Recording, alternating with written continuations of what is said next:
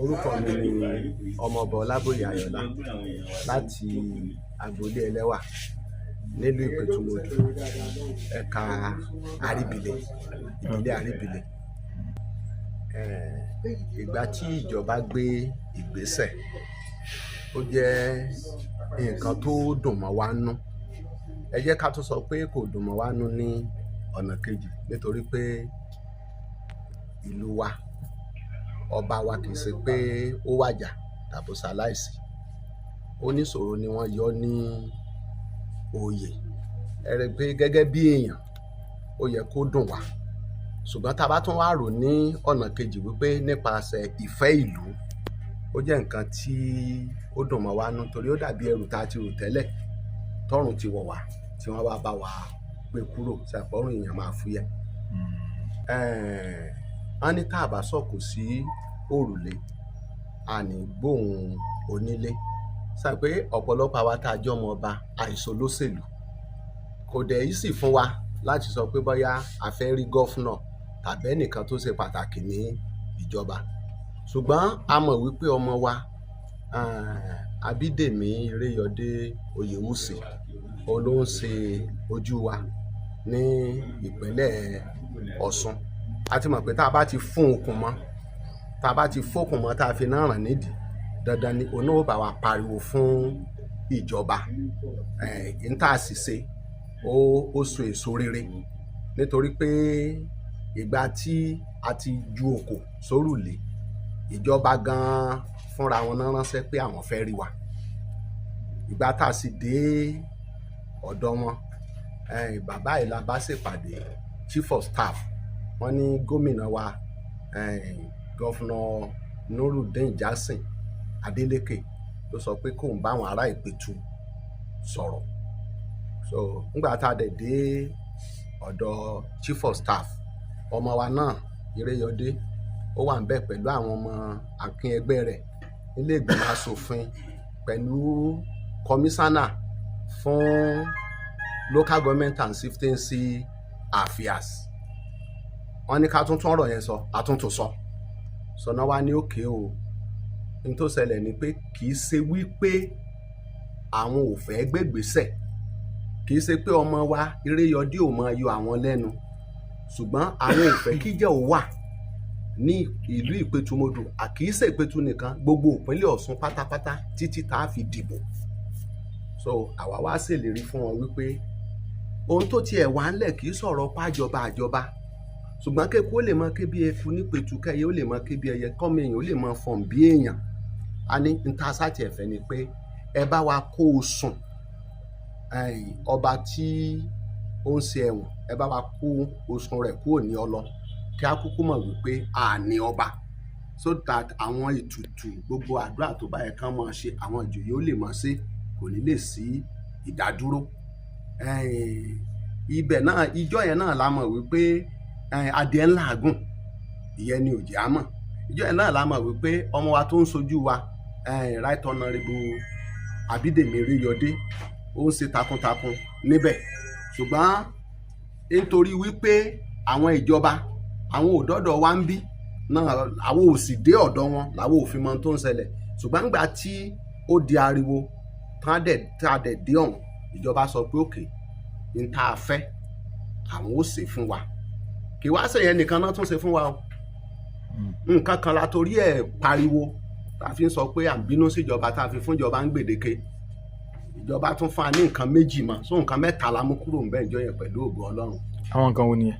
Nǹkan àkọ́kọ́, tẹ́ bá dé ọjà wa níbẹ̀ yẹn, ẹ máa rí mọ́sáàsì wa ń bẹ̀ yẹn, láti ẹ̀gbẹ́ bẹ̀ títí jáde sí tógèètì gbà, ìjọba ti bá wa fọwọ́ sí, náà máa bá wa ṣe. Kò tó nǹkan tí ìjọba olóríire gómìnà Adeleke tó ti ṣe fún wa ní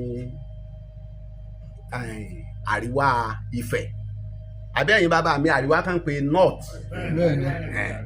Nínú nǹkan tó ti ṣe fún wa, ẹ bá wo oríta Akínlàbí jáde sákínlàbí, ìjọba wọn náà ló ṣe. Ní ọ̀nà Tọ̀nkẹ́rẹ́, ìjọba wọn náà ló ṣe. Ṣùgbọ́n èyí tó kan àwa gbọ̀ngbọ̀ngbọ̀n, ó ní ọ̀nà wa ní tí mo mẹ́sàn lẹ́ẹ̀kan ní ọjà àti ti ọ̀nà wa níbi oríta márùn-ún bí. Then tẹ́lẹ̀ nígbà tí sàn pé federal government ló kọ́ 80 bed hospital yẹn, state government Adeleke wọ́n release owó kékeré kan tán ní kan fi kọ́ àgọ́ ọlọ́pàá, kan fi kọ́ àwọn nǹkan kéékèèké ń bẹ̀. So n ta tún wá ń retí sìn gẹ́gẹ́ bí ìlérí tí wọ́n ṣe fún wa ni pé àwọn máa wá gbówó lẹ̀, kò ní jẹ́ pé building yóò kàn wá ń bẹ̀ gbunduko, wọ́n á bẹ̀rẹ̀ iṣẹ́, wọ́n máa bá wa kó àwọn dókítà àti nọ́ọ̀sì wá bẹ̀ láti máa tọ́jú àwọn èèyàn wa. Rárá o, ṣe rí lákọ̀ọ́kọ́ mo kọ́kọ́ fi àsìkò yìí dúpẹ́ lọ́wọ́ Ọlọ́run Elédùmarè, ọba tó dá ayé, tó dá ọ̀run, tó dá omi, tó dá òkun, tó dá gbogbo tó wà ń bẹ̀. A sì fi àsìkò yìí dúpẹ́ lọ́wọ́ gómìnà wa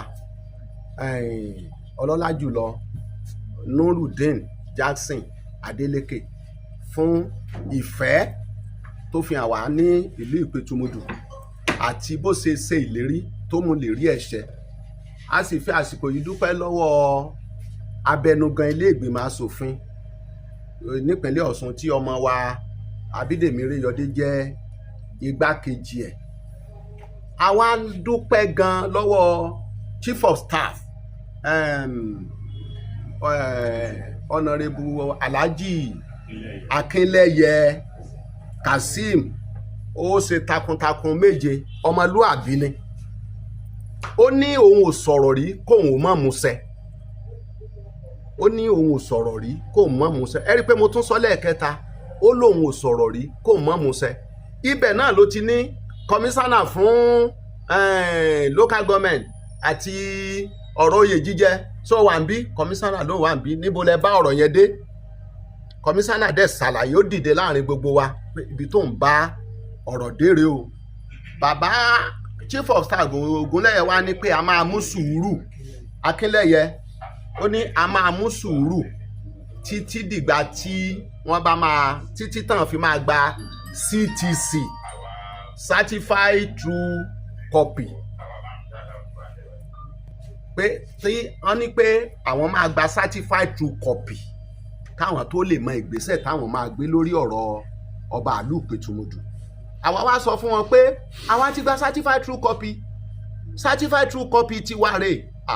Ìjọba ní àwọn ò lè lo tiwa o, wọ́n nítorí pé ẹnikẹ́ni lè lọ rà lọ́dọ̀ ẹlẹ́pà kó gbé wá, pé ṣùgbọ́n ká mú sùúrù, láìpẹ́ jọjọ àwọn ò bá wa gbà. Ojú tiẹ̀ kọ́kọ́ ro wá rò pé nǹkan tí ó tó bí ọdún kan ni.